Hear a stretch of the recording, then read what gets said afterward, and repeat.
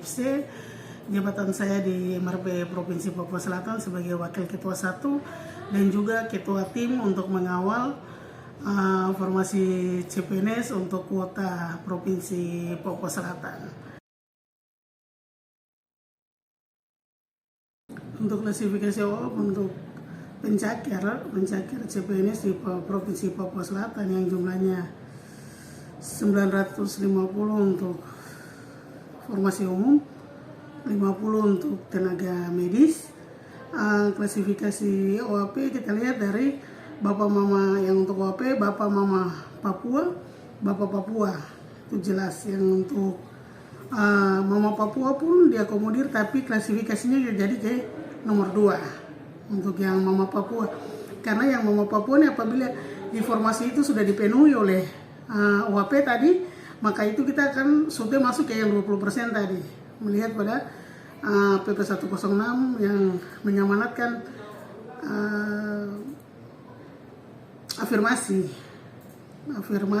proteksi untuk 80% itu maksimal 60-80%. Jadi PJ Gubernur sudah tetapkan itu jadi 80%, maka kami di MRP akan mengeluarkan rekomendasi kami untuk klasifikasi OAP yang Bapak Mama asli Papua, Bapak Papua khusus Papua Selatan, dan Papua lain. Jadi ada 3 kategori di sini. Kita fokus pertama ke suku-suku asli di Papua Selatan.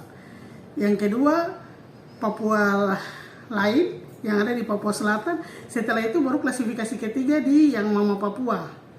Yang di Mama Papua ini kami akan bikin catatan sendiri untuk dia masuk di kategori non-OAP tadi 20% dan juga di keluarga perintis. Kita tidak lupakan keluarga perintis itu, kami akan mengeluarkan satu surat tapi bukan rekomendasi untuk mendorong mereka di kuota 20% tadi. Di kuota 20% supaya di sini terjadi keseimbangan.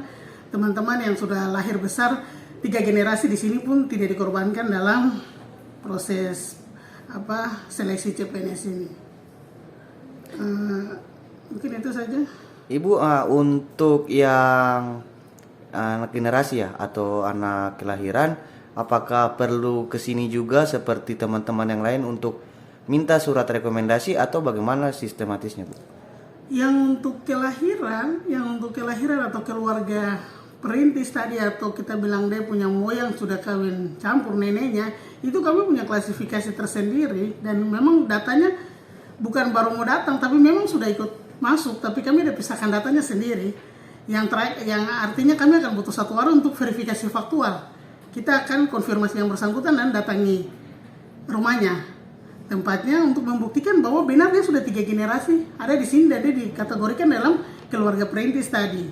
Supaya benar-benar dia bukan berupa rekomendasi tapi surat catatan bahwa yang menerangkan bahwa yang bersangkutan memang anak perintis, anak cucu perintis. Begitu. Tapi dia tidak dalam berupa rekomendasi hanya kami keluarkan hanya untuk OAP 80%, tapi kalau untuk keluarga perintis ada akan catatan dan dia akan masuk ke dalam kuota 20%.